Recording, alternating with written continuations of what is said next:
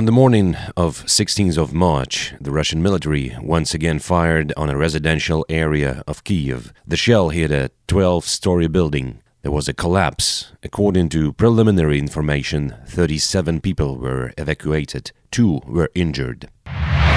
About 20,000 people were evacuated from Mariupol on 15th of March. They were driving their own cars, said Kyrylo Tymoshenko, deputy head of the president's office. In total, about 29,000 people were evacuated through humanitarian corridors on 15th of March from various cities and villages in Sumy, Kharkiv and Donetsk regions.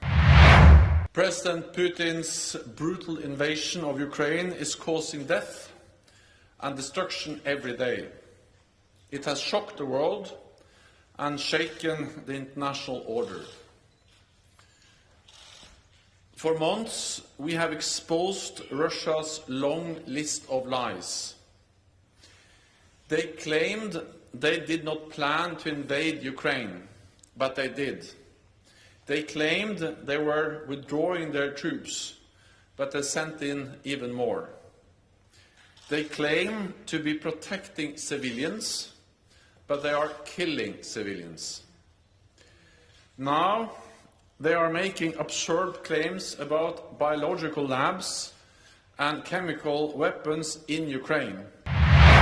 The Parliamentary Assembly of the Council of Europe has recommended excluding Russia from the Council of Europe. The decision was supported by deputies from 46 European countries. The decision received 216 out of 219 votes.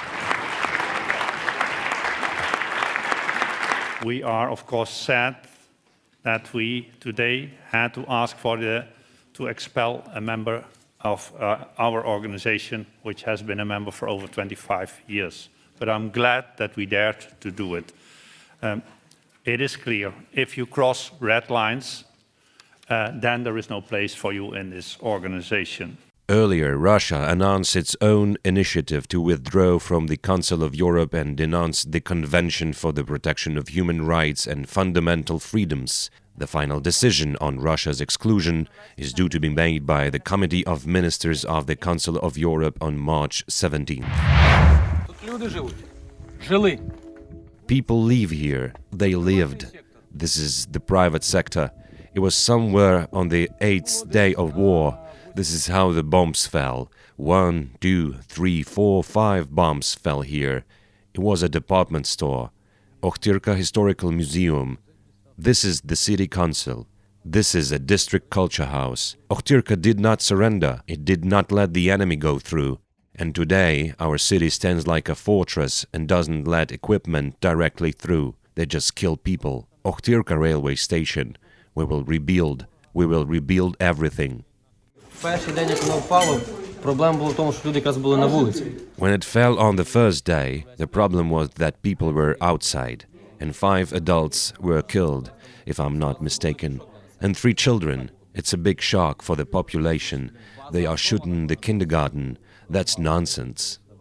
The thermal power plant that generated heat and electricity for the whole town has been destroyed. This one bomb destroyed everything. They wanted to destroy the town. They believed that when there was no heat in the city, people would fall to their knees and say, "Putin, help!" And we say, "Putin, die." In general, we have a population of 48,000 people, now up to 20,000. Many children left the first days, but many stayed. Many civilians are dying. There are still people who have no place to go, while are such patriots who believe that our Ochtyrka will not let the enemy further. We believe in this. Because of this, we are not going abroad or anywhere else.